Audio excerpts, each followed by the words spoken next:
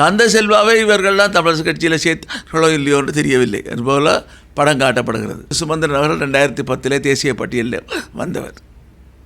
எங்களுக்கு அவர் தேசிய பட்டியல் காட்டக்கூடாது. தங்கத்துறை குட்டிமணி போன்றவர்கள் பாய்ந்த தீயை அணைத்த பொழுது தலைவர் பிரபாகரனுக்கு தொடையிலே அதுதான் கரிகாலன் என்ற பெயருக்கு அதுவும் ஒரு காரணம். நான் அரசியல் பிரிவிலே சேர்த்துக்கொள்ளப்பட்ட பொழுது தலைவர் தங்கத்துறை அவர்கள் விசேடமாக சொன்னார், நீங்கள் சிவாஜி மாணவர் பேரவை இளைஞர் பேரவை தமிழர் விடுதலை கூட்டணி செயற்படுங்கள், ஜூரர்களற்ற ட்ரையல் பார் 3 நீதிபதிகளை கொண்ட முன்னால் நிறுத்தப்பட்ட பொழுதுதான் அமரர்கள் ஜி பொன்னம்பலம், தந்தை செல்வா, திருச்செல்வம் ஐயா போன்றவர்கள் ஆஜராகி வாதாடினார்கள்.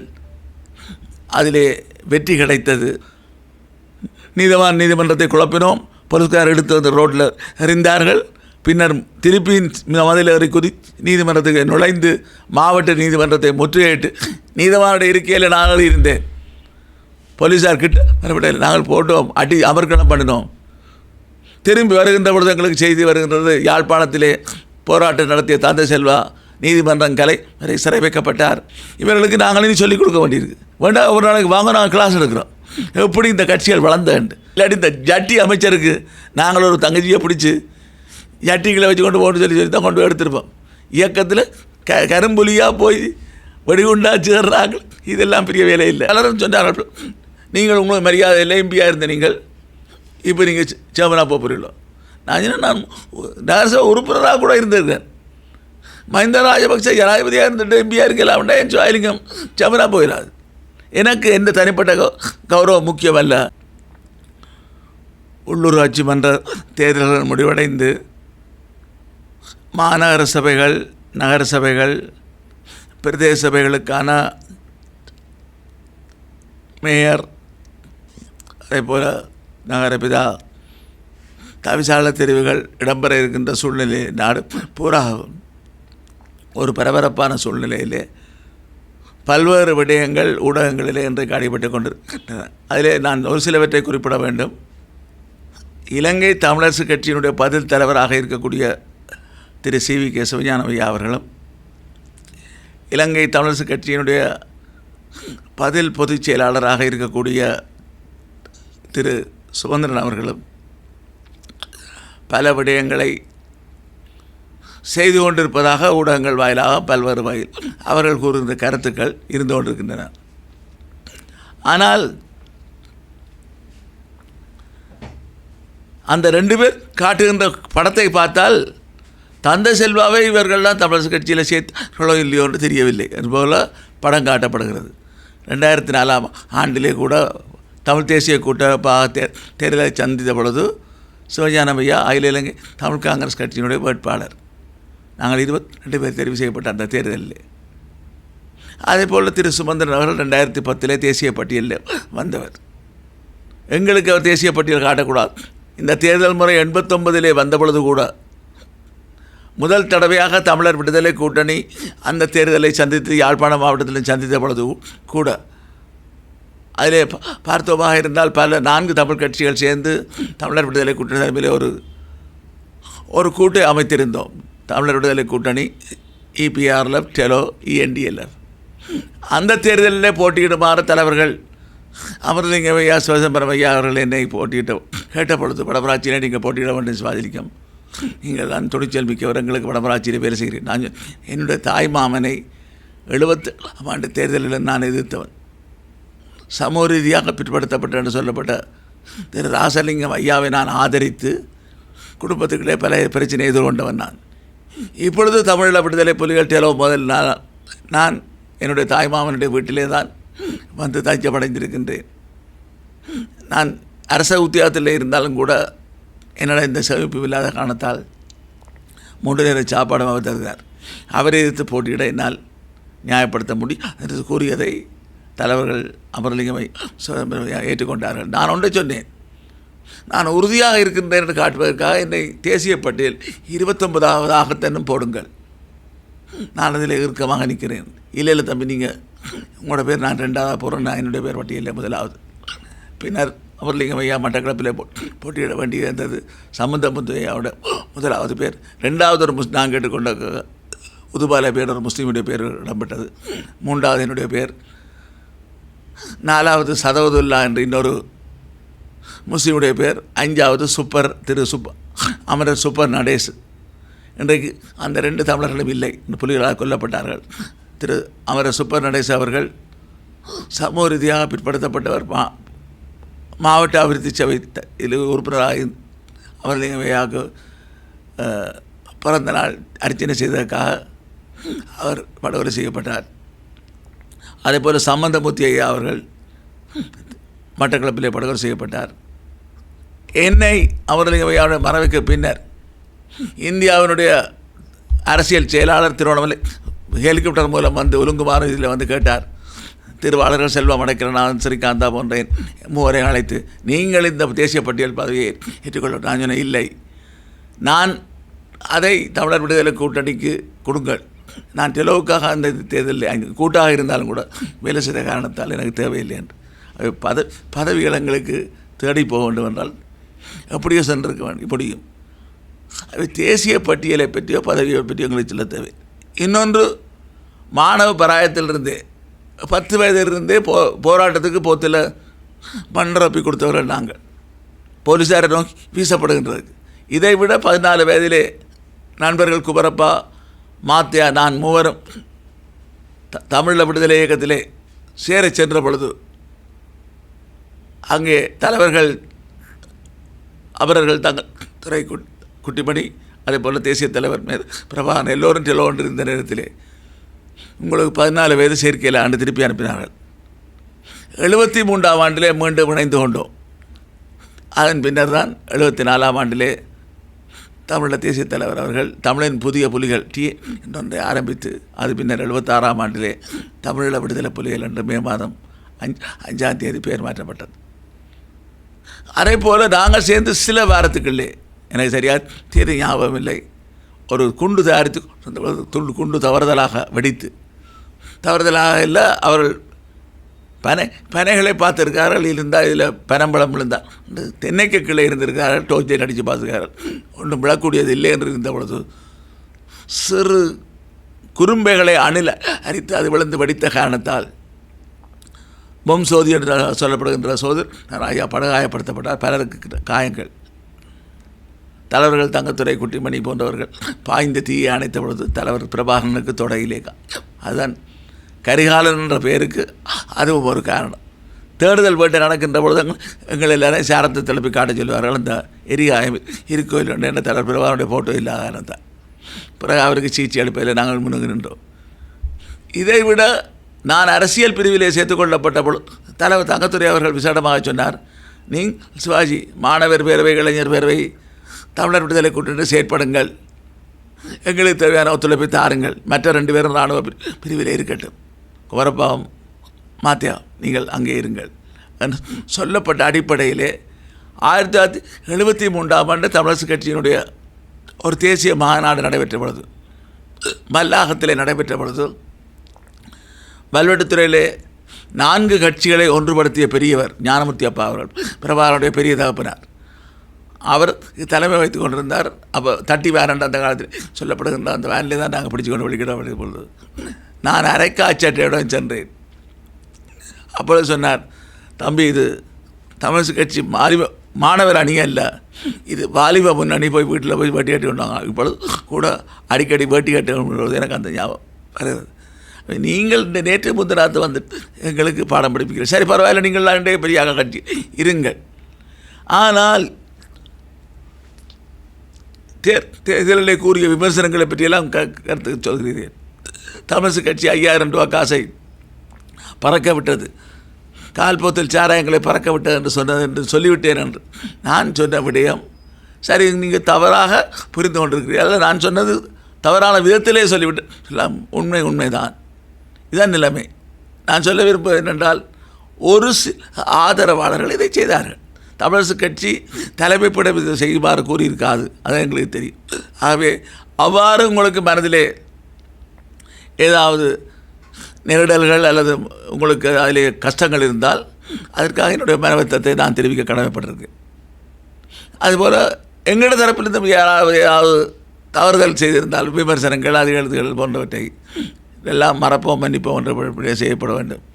கடந்த சில வாரங்களுக்கு முன்னர் ஒரு தொலைக்காட்சிக்கு கொடுத்த தனியார் தொலைக்காட்சிக்கு கொடுத்த பேட்டியிலே இலங்கை தமிழரசு கட்சிக்கு வாக்களித்ததற்கு நன்றி, அதேபோல் ஜனநாயக தமிழ் தேசிய கூட்டணிக்கு வாக்களித்தவர்களுக்கு நன்றி, தமிழ் மக்கள் கூட்டணிக்கு வாக்களித்தவர்கள் நன்றி, எங்களுடைய அணிக்கு வாக்களிக்கிறது நன்றி என்று கூறுகிறேன். ஏன்னா தமிழ் தேசிய அணிகள் எல்லாவற்றுக்கும் அவ நீங்கள் திருப்பி கேட்டிருக்கா யாராவது அப்போ சாராயம் கொடுத்தவருக்கும் போத்தில் வீசினவருக்கும் ஏன் நீங்கள் நன்றி சொல்கிறீங்க? அவை வாக்காளர் எல்லாரும் நான் நல்ல வகையிலே வாக்களித்திருக்காரு. எங்களுடைய பேராசிரியர் ஒருத்தர் ஓய்வு பெற்ற பேராசிரியர் கலாநிதி சபா ராஜேந்திரன் கூறுகிறார், சிவாஜி நீங்கள் இவ்வாறு மக்களை குறை சொல்வதை தடுத்து விடுங்கள். ஒரு சிலரை நீங்கள் இவ்வாறு சொல்வதன் மூலம் முழு மக்களுடைய மனமும் புண்படும். அவை இவ்வாறான கருத்துக்களை எதிர்காலத்தில் தெரிவிக்க வேண்டாம். நான் அதை ஏற்றுக்கொண்டிருக்கிறேன். ஆகவே தேர்தலிலே நீங்கள் தவறு செய்தால் அந்த முறைப்பாட்டை மாத்திரம் பதிவு செய்து விட்டுட்டு பொது வழியிலே கருத்து சொல்லக்கூடாது. அதை நான் ஏற்றுக்கொள்கிறேன். அவை இந்த வகையிலே தான் தமிழரசு கட்சியிலே அவ்வாறு இருந்து கொண்டிருந்த நேரத்திலே தான் 76ஆம் ஆண்டிலே வட்டுக்கோட்டையிலே தீர்மானம் எடுக்கப்பட்ட வட்டுக்கோட்டையிலே பருத்தர தொகுதியிலிருந்து 15 பேராளர்களிலே ஒருவனாக டெலிகேட்லேயே ஒருவனாக 19 வயதில் குறைஞ்ச பேராளனாக கலந்து கொண்டவன் நான். மே மாதம் 14, 15 1976 49 வருடங்களுக்கு முதல் நடைபெற்ற மாநாட்டிலே கலந்து கொண்டேன். அப்பொழுது கூட அமரர் ஜிஜி பொன்னம்பலத்தினுடைய பேர் பிரஸ்தாபிக்கப்பட்ட பொழுது நாங்கள் ஆட்சேபித்தோம். தந்தை செல்வா கும்பிட்டு கொண்டு சொன்னார், எல்லாம் பொறுமையாக இருங்கன்னு நாங்கள் இருந்தோம். அதனுடைய பிரதிபலனை நாங்கள் பார்த்தோம்.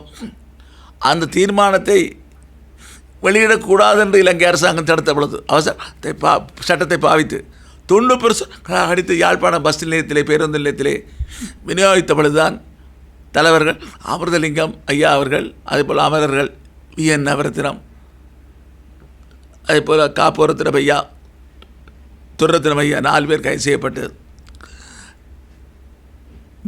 ஜூரர்களற்ற ட்ரையல் பார் 3 நீதிபதிகளை கொண்ட முன்னால் நிறுத்தப்பட்ட பொழுதுதான் அமரர்கள் ஜிஜி பொன்னம்பலம், தந்தை செல்வா, திருச்செல்வம் ஐயா போன்றவர்கள் ஆஜராகி வாதாடினார்கள். அதிலே வெற்றி கிடைத்தது. அன்றைக்கு அந்த ஒற்றுமையை அவர்கள் கொண்டு வராவிட்டிருந்தால் அமரர் ஜிஜி வாதாட்டத்தை ஏற்றுக்கொண்டுதான் அந்த நீதிமன்றம் அமைக்கப்பட்ட முறையே செல்லாது என்ற வாக்கள் தீர்ப்பளிக்கப்படாவிட்டிருந்தால் 20 ஆண்டு எல்லோருக்கும் சிறை தண்டனை வழங்கப்பட்டிருக்கு. ஆகவே ஒற்றுமை முக்கியம் என்பதை இது எங்களுக்கு உணர்த்தியது. அதைத் தொடர்ந்து தான் அமரர் ஜிஜி பொன்னம்பலம் ஐயாவுடைய அவருடைய இறுதி ஊர்வலத்தை கூட அவருடைய பிரசவம் நடைபெற்றிருக்கிறது அந்த இடத்துக்கு முன் கொண்டு வரப்பட வேண்டும் என்று நாங்கள் இளைஞர்கள் தலைவர்களுடன் போராடி கொண்டு வரப்பட்டு அதில் அஞ்சலி செலுத்தப்பட்டார். அவருடைய தந்தையார் ஒரு போஸ்ட் மாஸ்டராக இவராக இருந்த இடத்தில் வீட்டிலே தான் பிரசவம் நடந்திருக்கிறது. அப்படிப்பட்ட அவர் அவருடைய அந்த இறுதி நிகழ்வுகள் தகனக்கிரிகள் பருத்துத்துறை கடற்கரை மைதானத்தில் நடைபெற்று நாங்கள் எல்லாம் நின்றோம். அது இவ்வாறு எல்லாவற்றையும் செய்கின்ற பொழுது எங்கேயோ இருந்து வந்தவர்கள் இப்போ நீங்கள் கதைக்கிறீர்கள், நீங்கள் பெரியாக்கள், சரி இருங்கோ, அதில் பிரச்சனை இல்லை. ஆனால் இவற்றையெல்லாம் மூடி மறைத்து விட்டு நீங்கள் தான் தமிழினத்தை மீட்க வந்த மீட்பர்கள் படம் காட்ட வேண்டாம். ஆயுத போராட்டத்தை சந்தித்தவர்கள் நாங்கள். இதே போல் தமிழர் கூட்டணி 76ஆம் ஆண்டிலே ஒரு போராட்டத்தை அறிவித்தது. பட்டுக்கோட்டை தீர்மானம் முடிந்தவுடன் சிறை நிரப்பும் போராட்டம் என்று. ஆனால் பருத்துத்துறையிலே சிவசம்பரம் ஐயா வழிநடத்த வந்திருந்தார். அப்பொழுது எம்பியாக இருந்த ஜெயக்குடி ஐயா வீட்டிலே தான் நீதிமன்றத்தை அருகிலே இருந்த வீடு குழுமிய பொழுது 12 பேர் தான் நாங்கள் இருந்தோம். மற்ற இடங்களில் சில இடங்களில் எல்லாம் நூற்றுக்கணக்கிலே போராட்டத்துக்கு சென்றிருக்கார்கள். தம்பி பண்டிதர் விடுதலை புலிகளுடைய தளபதியாக பின்னால் வந்தவர் அரைக்காய்ச்சட்டோடு வந்தார். சிவபெருமையா சொன்னார், தம்பி நீங்கள் கொஞ்சம் ஒதுங்கி நில்லுங்க. இன்னொரு ஐயா அவர் 75 வயதையும் கடந்து எல்லாம் தலைமுழுக்கு மண்முடி ஐயா நீங்களும் ஓரமாக நில்லுங்கள். தம்பி சிவாஜிலிங்கம் நீங்கள் மாவட்ட நீதிமன்ற போராட்டத்துக்கு தலைமைதாங்கள். தம்பி பாலகிருஷ்ணன் பின்னாலே சட்டத்திரடியாக வந்தவர், அவர் மாவட்ட நீதிமன்றத்துக்கு தலைமைதாங்க அப்படின்னு சொல்லிவிட்டு எல்லாம் ஆயத்தப்பட்டு கொண்டிருந்த பொழுது பாலகிருஷ்ணனுடைய தந்தையார் ஓடி வந்தார். ஐயோ நீ போனால் லோயரா வரையில் பாடாண்டு எடுத்து கொண்டு போகும்பொழுது சிவாஜி நீங்கள் 2க்குமே நீங்களே தலைமைதாங்கள். நாங்கள் சென்றோம், நீதிமன்றத்தை குழப்பினோம், போலீஸ்கார் எடுத்து வந்து ரோட்டில் எறிந்தார்கள். பின்னர் திருப்பி மதில் ஏறி நீதிமன்றத்துக்கு நுழைந்து மாவட்ட நீதிமன்றத்தை முற்றுகையிட்டு நீதிமன்ற இருக்கையில் நாங்கள் இருந்தேன். போலீஸார் கிட்ட வரப்படையில் நாங்கள் போட்டோம், அமர்க்கணம் பண்ணினோம். திரும்பி வருகின்ற பொழுது எங்களுக்கு செய்தி வருகின்றது, யாழ்ப்பாணத்திலே போராட்டம் நடத்திய தந்தை செல்வா நீதிமன்றம் கலை வரை சிறை வைக்கப்பட்டார். ஆனந்த் சங்கரியா கிளிநொச்சியிலே பிடிக்கப்பட்டவர் எம்பி சிறைச்சாலை உடுப்பு அணியப்பட்டு சிறைச்சாலைக்கு கொண்டு செல்லப்பட்டார். வரலாறு எல்லாம் இவர்களுக்கு நாங்களும் சொல்லிக் கொடுக்க வேண்டியிருக்கு. வேண்டாம், ஒரு நாளைக்கு வாங்க, நாங்கள் கிளாஸ் எடுக்கிறோம் எப்படி இந்த கட்சிகள் வளர்ந்தேன்ட்டு. அதெல்லாம் வேண்டாம். அதில் இப்போ மக்களுக்கும் அது எவ்வளோ தூரம் நொந்து போயிருக்கிறார்கள். அவே எங்களுக்கு நீங்கள் படம் காட்ட வேண்டாம், நீங்கள் சொன்னதை செய்ய போகிறீர்களா இல்லையா என்பதுதான் கேள்வி. நீங்கள் முதல் நிலை பெற்றவர்களுக்கு முன்னுரிமை கொடுக்க போகிறீர்கள் என்றால், நாங்கள் சார்ந்த தமிழ் தேசிய பேரவை ஒன்றை சொல்லியிருக்கிறது. 4 சபைகளிலே தான் நாங்கள் போட்டிக்கு நிற்போம். 3 சபைகளிலே நாங்கள் முன்னணியில் இருக்கிறோம். வல்லுட்டுத்துறை நகரசபை, பருத்தித்துறை நகரசபை, சாவச்சேரி நகரசபை, இன்னொன்று ஊர்காவத்துறை பிரதேச சபை. அதிலே தமிழ் தேஸ் அணிகளிலே நாங்கள் முன்னிலை பெற்றிருக்கோம். 1வது இடத்திலே பிடிப்பி வந்தால் அது இந்த 4 இடத்திலே தான் போட்டியிடுவோம் என்று கூறியிருக்கிறோம். நீங்கள் போட்டிக்கு வருவீர்களாக இருந்தால், உதாரணத்துக்கு வல்லுட்டுத்துறை நகரசபை எடுத்துக்கொள்வோம். 9 வட்டாரங்களிலே 7 வட்டாரங்களிலே நாங்கள் வெற்றி பெற்றோம். 2 இலங்கை தமிழரசு கட்சி வெற்றி. அங்கே 60க்கு 40 6 போனஸ் ஆசனங்கள் நிர்ணயிக்கப்பட்டிருந்தது. நாங்கள் வீதாசாரத்தை விட வட்டாரங்களை கூட பிடித்தால் ஓவர் ஹேங்கிங் என்று கடந்த 2018 2 கூடினார்கள். இந்த முறை 1 கூட்டி 7 போனஸ் ஆசனங்களிலே 3 போனஸ் ஆசனங்கள் இலங்கை தமிழரசு கட்சிக்கும், 3 போனஸ் ஆசனங்கள் ஏபிபிக்கு, என்பிபி தேசிய மக்கள் சக்திக்கும், 90 வாக்குகளை பெற்று இபிடிபி 1 ஆசனத்தை பெற்றது. 1 போனஸ் ஆசனம் சென்றிருக்கிறது. அவை எண்கணிதத்திலே எங்களுக்கு ஒரு 100 வாக்கு கிடைத்திருந்தால் 1 போனஸ் ஆசனத்தை பெற்று 8ஆக வந்திருக்கும். அது 50% மேலே 16ல் 8 வந்தவுடன் எங்களுடைய கட்சியினுடைய பொதுச் செயலாளர் திரு கஜிதரபார் பொன்னம்பலம் தலைவரையும் துணைத் தலைவரையும் கடிதம் போல வரப்பு வாய்ப்பை பெற்றிருப்போம். அது நழுவ. எது அப்படி இருந்தாலும் தமிழரசு கட்சி வேட்பாளரை நிறுத்த முடியும். அதேபோல் தேசிய மக்கள் சக்தியை நிறுத்த முடியும் என்றால் 3 பேர் இருக்கிறார்கள். ஒருவருடைய பேரை ஒருவர் முன்பே மற்றவர் ஆமோதிக்க நிறுத்த முடியும். தமிழரசு கட்சிக்கு 5 பேர் இருக்கிறார்கள், நிறுத்த முடியும். இப்படி தனியாக எதுவும் செய்ய முடியாது. ஆனால் தமிழரசு கட்சி ஒரு வேட்பாளர் நிறுத்தமாக இருந்தால் ஜேவிபியினர் வாக்களிப்பதை யாரும் தடுக்க முடியாது. அவருடைய உரிமை. போட்டிக்கு இருக்கிறவருடைய பெயர் அறிவிக்கப்படும். எங்களுடைய தரப்பில் எக்ஸ் என்றால், அவருடைய தரப்பில் தமிழ் வை என்றால், யாரை நீங்கள் ஆதரிக்கின்ற சொல்வது கரும்பலகையிலே ஒயிட் போர்டிலே குறிக்கப்படும், எண்ணப்படும். ஏவிபியினர் எங்களை வீழ்த்த வேண்டும் என்பதற்காக ஜனாதிபதியின் ஆலோசனை அடிப்படையிலே பல தீர்மானங்களை பலருக்கு கலந்துரையாடலில் சொல்லியிருக்கிறார். 10 மணிக்கு இரவு 10 மணிக்கு பின்னர் பெண்கள் கூட அழைக்கப்பட்டு அரை அந்த ட்ரெஸ்ஸிங் கவுன் என்று சொல்லப்படும் அந்த உடையுடன் கலந்து கொண்டிருக்கிறார்கள். இவர்கள் இப்படி கீழ்த்தரமாலாம் சொல்வார்கள் என்றால் நாங்கள் ரகசியமாக ஒளிப்பதிவு செய்திருக்க முடியும். நாங்கள் வீணா பெண்களை தைச்சா அப்படி பிடிச்சார்கள் என்றால் அதிலே கஷ்டப்பட்ட அந்த முயற்சியை நாங்கள் மேற்கொள்ளவில்லை. இருந்தாலும் அவர்கள் உஷாராக எல்லாருடைய டெலிஃபோனையும் வேண்டி வச்சுட்டு தான் விட்டுருக்காரு. இல்லாட்டி இந்த ஜட்டி அமைச்சருக்கு நாங்கள் ஒரு தங்கச்சியை பிடிச்சி ஜட்டிகளை வச்சு கொண்டு போகணும்னு சொல்லி தான் கொண்டு போய் எடுத்திருப்போம். இயக்கத்தில் கரும்புலியாக போய் வெடிகுண்டா சேர்றாங்க. இதெல்லாம் பெரிய வேலை இல்லை. ஆனால் அங்கே வைத்து சொல்லப்பட்டிருக்கு கடுமையான வார்த்தைகள். கஜேந்திரகுமார் பொன்னம்பலம், கஜேந்திரன், சிவாஜிலிங்கம் போன்றவர்கள் பாராளுமன்றத்துக்கு எங்களுக்கு தொல்லை தந்தார்கள். அவர் 2 பேர் கடும் சளிகள். இவர் ஒரு கடும் முள்ளு. இவர்களை தலையெடுக்க விடக்கூடாதுன்னு கூட அருண்குமார் தோழர் சொல்லியிருக்கிறார்.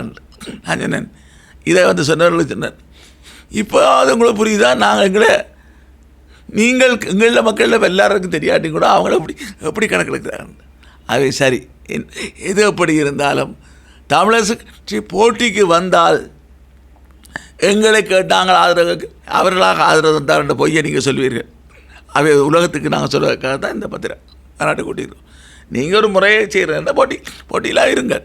அவர்கள் வேண்டுமென்றால் போட்டி விட்டு பார்க்கட்டும். அவர்களுக்கு 3 ஓட்டு வருதா இல்லையான்னு பார்க்கட்டும். 3 ஓட்டு இருக்கு. ஆனால் அதுக்கும் நீங்கள் வாக்களிக்க போகிறீங்களா இல்லையா, அல்லது ரகசிய வாக்கெடுப்பா பகிரங்க வாக்கெடுப்பா என்பதிலும் ஒரு விஷயம் இருக்கிறது. ரகசிய வாக்கெடுப்பட்டு போனால் யார் யார் என்ன கேமை கொடுத்தார்கள் எங்களுக்கு தெரியாது. நீங்கள் சொல்லி இவேந்த ஆக்கள்லாம் 3-4 பேர் போட்டவங்க, ஜேபி போட இல்லை அப்படின்னு சொல்லக்கூடிய ஆக்கள். ஆகவே இந்த தடைகளை எல்லாம் தாண்டி நாங்கள் ஒன்றிலே உறுதியாக இருக்கிறோம். எதிர்வரும் மாகாண சபை தேர்தல் வரலாம், அதையும் தீவிரமாக முதலமைச்சர் பதவியை ஜெயிப்பு போராடும். நாங்கள் எல்லோரும் தமிழ் தேசிய அணிகள் எல்லாமே இறுக்கமாக போராடி அதை தக்க வைக்க வேண்டும். இப்பொழுது எவ்வாறு இவர்களை விரட்டினோமோ என்ற எனக்கு பலரும் சொன்னார்கள், நீங்கள் உங்களுக்கு மரியாதை இல்லை, எம்பியாக இருந்த நீங்கள் இப்போ நீங்கள் சேர்மனாக போகிறீங்களோ. நான் நகரசபை உறுப்பினராக கூட இருந்திருக்கேன். மஹிந்த ராஜபக்சே ஜனாதிபதியாக இருந்துட்டு எம்பியாக இருக்கலாம்டா என் சுவாலிங்கம் சேர்மனாக போயிடாது. எனக்கு எந்த தனிப்பட்ட கௌரவம் முக்கியம் அல்ல, இனத்தினுடைய கௌரவம் முக்கியம். இதை காப்பாற்றுவதற்காக நான் முன்னிற்கிறேன். இதை விரட்டி அடிப்பேன். எனக்கு ஒற்றை நோக்கம்தான், இவர்கள் வரக்கூடாது, துரத்தப்பட வேண்டும். யார் வர்றன்ற யார் செவன வர நல்ல பிரச்சனை என்பதை கூறியிருந்தோம். அதை செய்து காட்டியிருக்கிறேன்.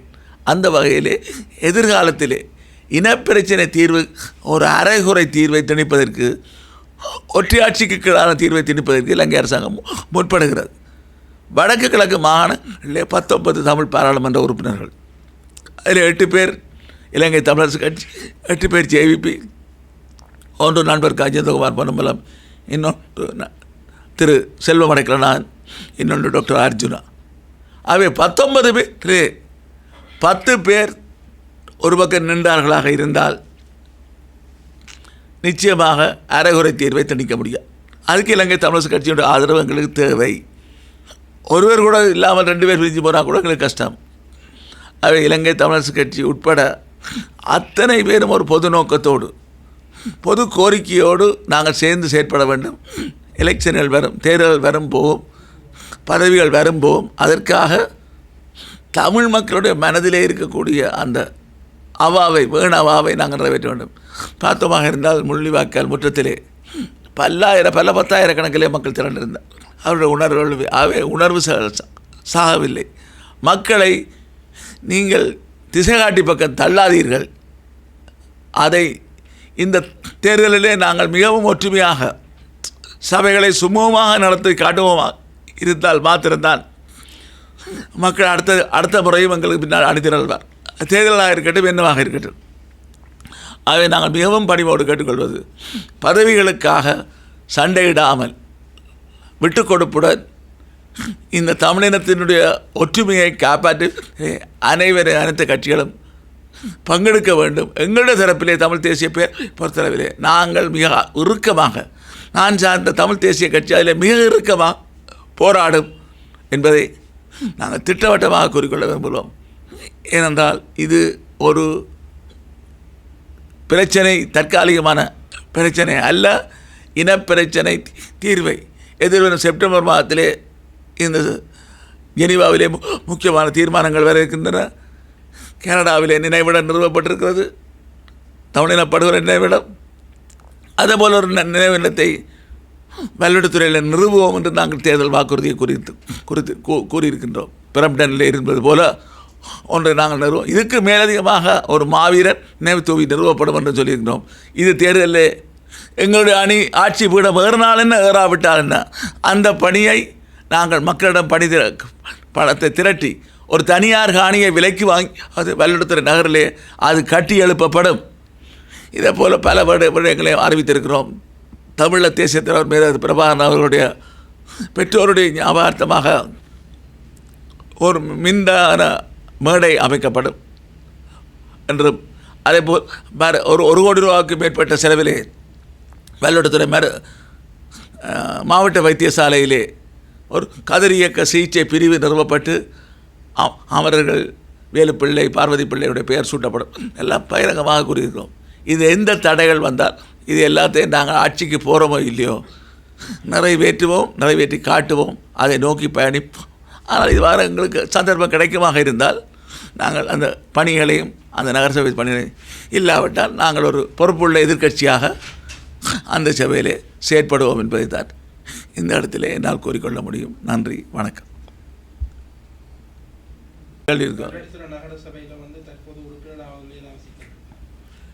இல்லை, அந்த 9 வட்டாரங்களிலே 9 பேரை நிறுத்தியிருந்தோம். 7 பேர் வெற்றிவர்கள். அதில் அகில இலங்கை தமிழ் காங்கிரஸுடன் தமிழ் தேசிய கட்சிக்கு தலைமை பதவி தரப்பட்டாலும் நீங்கள் விரும்பியவாறு ஆட்களை போடுங்கள் என்று தலைவர்கள் காட்டினாலும் கூட அங்கே இருக்கக்கூடிய உள்ளூரில் இருக்கக்கூடிய அகில இலங்கை தமிழ் காங்கிரஸ் கட்சியினுடைய கோரிக்கைக்கு இன்னும் கொஞ்சம் கூட விட்டு கொடுத்து நான் போட்டியிட இருந்த வட்டாரத்தை தமிழர் தேசிய தலைவருடைய வீடு, என்னுடைய வீடு 100 அந்த வட்டாரத்தை கூட நாங்கள் அவர்களுக்கு நான் விட்டு கொடுத்து நான் போனஸ் பட்டியலிலே இருந்தேன். போனஸ் எங்களுக்கு துரதிர்ஷ்டவசமாக ஒன்றும் கிடைக்கவில்லை. ஆனால் இந்த 7 பேரிலே ஒருவர் விலையினால்தான் நான் அதுக்குள்ளே உறுப்பினராக வந்து நகரசபை தலைவர் வகை செல்ல முடியும். ஆனால் அவர்கள் எல்லோருமே தயாராக இருக்கிறார்கள். வேறொரு இன்னொரு வந்தியை கட்டவிழ்த்து விட்டிருக்கிறார்கள். இவருக்கு ரிசைன்மெண்ட் கொடுக்க ஒருத்தரும் தயாரில்லை. 7 பேரும் தயாராக இருக்கிறார்கள். அவர்கள் சொல்கிறார்கள், அப்படி இல்லாட்டி நாங்களே துண்டு உலிக்காத எங்களை செலக்ட் பண்ணி எடுங்க ஐயாண்டு. நான் என்ன துண்டு உங்களுக்கு தேவையில்லை, ஒன்று உங்களுக்கு தேவையில்லை, நான் யாரான்னு சொல்கிறேன், நீங்கள் அந்த ஆள் ரிசைன் பண்ணுங்க, நான் வருவோம். நான் 4 வருஷத்துக்கு இருக்க மாட்டேன். உங்களை இளைஞர்களை பயிற்றுவிப்பதற்காக நான் பக்கத்தில் இருந்து ரிசைன் பண்ணி போட்டு குறைஞ்சி 1 வருஷமாவது உங்களை பயிற்றுவிட்டு அஞ்சல் ஓட்டம் போல தலைமையை உங்களிடம் தந்து விட்டுத்தான் நான் செல்வேன். அது அரசியல் தலைமையாக இருக்கட்டும், எதுவாக இருக்கட்டும். 30கள் 20கள் 30கள் 40கள் 50களில் இருப்பவர்களை நாங்கள் பயிற்றுவிக்காமல் சென்றால் எங்களை இனம் காரி துப்பும், மன்னிக்காது. இவர்கள் இருக்க மாட்டேங்குது, யாரை வளர்த்து விட்டுனோம் இந்த கேள்விகளும். அந்த கேள்விக்கு சரியான பதிலையும் வழங்கிவிட்டு தான் நாங்கள் செல்வோம். ஆகவே அந்த வகையில் நான் சொன்னேன், நான் உட்பட யாரும் 4 வருஷம் கனவு காணாதேங்க. உறுப்பினர் பதவியும் தான் சுழற்சி முறையில் வழங்க வேண்டும் என்று அதெல்லாம் ஏற்றுக்கொண்டிருக்கார்கள். ஆகவே ஒரு முன்மாதிரியாக ஒரு இளைஞர்களை உருவாக்கிவிட்டு செல்ல வேண்டும் என்பதிலே நாங்கள் உறுதியாக இருக்கிறோம்.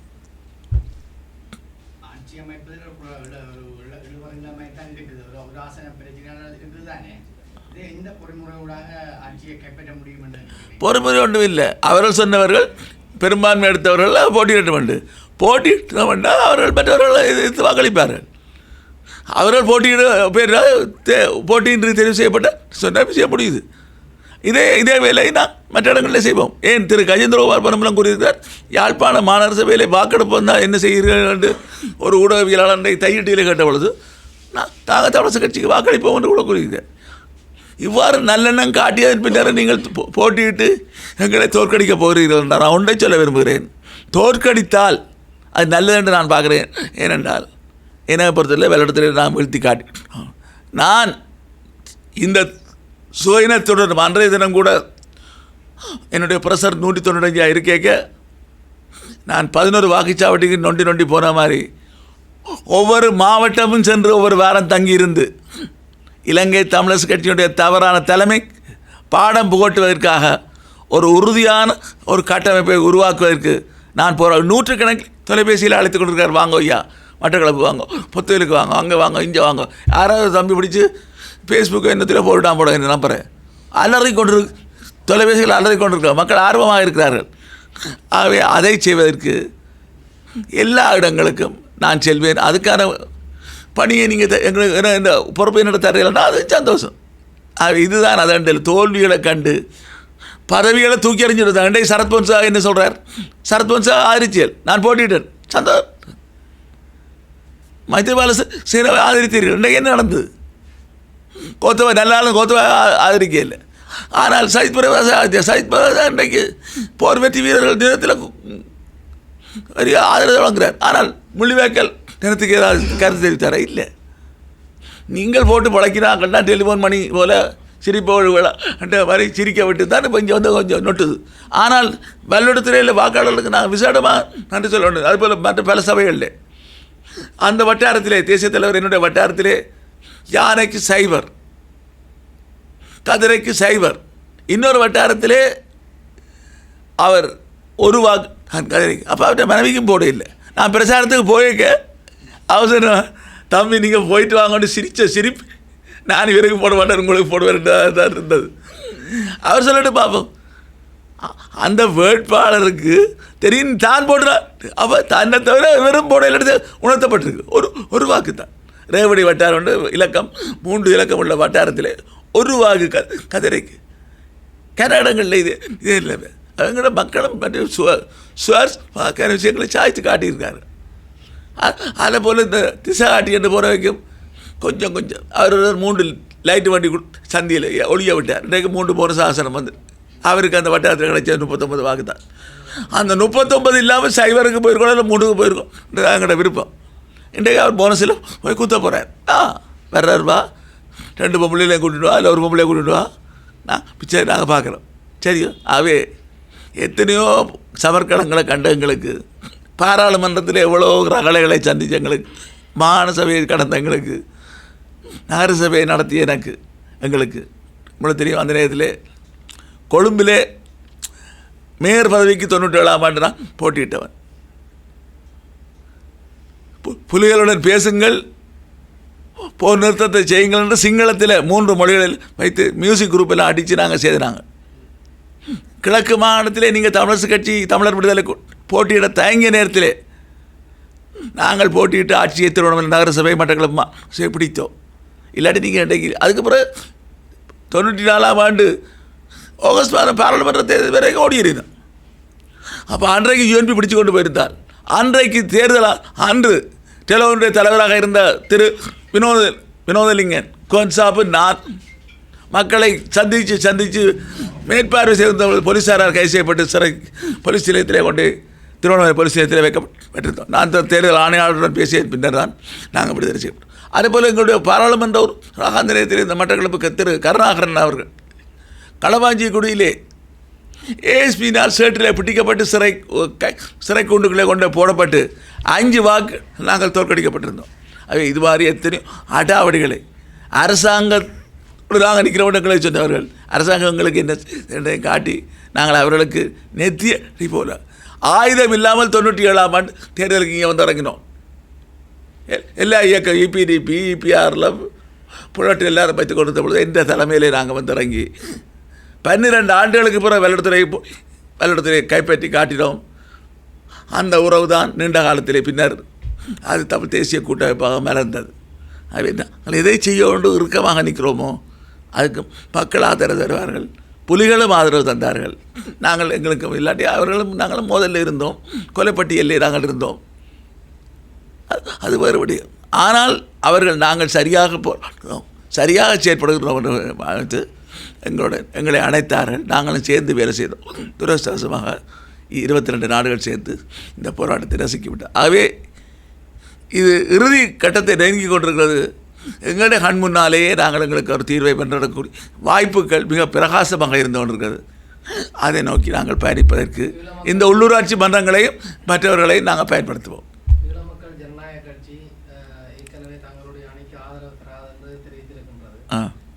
இதேவேளை தமிழரசு கட்சி ஈழமக்கள் ஜனநாயக கட்சியினுடைய ஆதரவை எதிர்பார்ப்பதாக தெரிவித்திருக்கின்றது. இதேவேளை பல்கட்டித்துறை நகர சபையில் தங்களுக்குரிய ஆதரவை தந்தால் என்ன செய்யும்? வாக்கெடுப்பு நடந்தால் தானே நாங்கள் கேட்க மாட்டோம். அதில் அவையோட ஆதரவை நாங்கள் கேட்க மாட்டோம். இவர் சுதந்திரம் சொல்கிற மாதிரி அவைகளாக போட்டு நாங்கள் என்ன செய்கிறது? ஆகவே வாக்கெடுப்புன்ற ஒன்று நடந்தால் நாங்கள் போய் அறை கேட்கல எங்கள் ஆதரவு தாங்க உண்டு. வாக்கெடுப்பையே நாங்கள் விரும்பவில்லை. அது நீங்கள் சொன்னதை செய்யுங்கள். அது தனியாக இளமக்கள் ஜனநாயக கட்சியை போட்டிக்கு நிற்க முடியாது. ஒருவர் தன்னைத்தானே பிரிக்க இயலாது, ஆமதிக்க இயலாது. அதே மாதிரி ஜேவிபி போட்டியிடலாம். 3 பேர்கிட்ட ஒரு ஆள் பேர் ஒரு ஆள் பிரிச்சு ஒரு ஆள் ஆமதிச்சு அவர் நிற்கலாம். அந்த நேரத்தில் கூட தமிழரசு கட்சி என்ன செய்ய வேண்டும்? வாக்களிப்பிலே நடுநிலையாக இருக்க வேண்டும். இல்லை எங்களுக்கு அங்களே ஆதரிக்க வேண்டும். நாங்கள் யாழ்ப்பாணம் மாநில அவர்களுக்கு வாக்களிக்க வேண்டும் சொன்னோம். அது ஆதரிக்கலாம், அல்லது நடுநிலையாக இருக்கலாம். இதை விடுத்து மற்றவர்களுடன் பேச்சுக்கே இடமில்லை. 75 விழுக்காடு 16 பேரில் 12 பேர், 5 பேர் தமிழரசு கட்சி, நாங்கள் 7 பேர், 75% இருக்கிறது. நாங்கள் 2 தேசிய அணிகளும் இணைந்தால் அதுக்கு வரும் அவர்கள் சபையில் இருக்க போகிறார்கள். அவர்களை சமம் இவர்கள் காசு தர மாட்டோம் என்று சொல்லி நம்ம இல்லை சபைகளுக்கு. யார் சொல்கிறார்? இந்த அமைச்சர்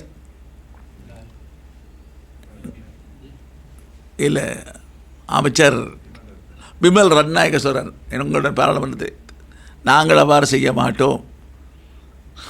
கடந்த தேர்தலில் நான் எங்களோட தலைவருக்கு கூறியிருந்தேன் 17 உறுப்பினர்களுக்கும் சமமான ஒதுக்கீட்டை வழங்கு அரசாங்க கட்சி என்ற பேதம் வேண்டாம் உண்டு.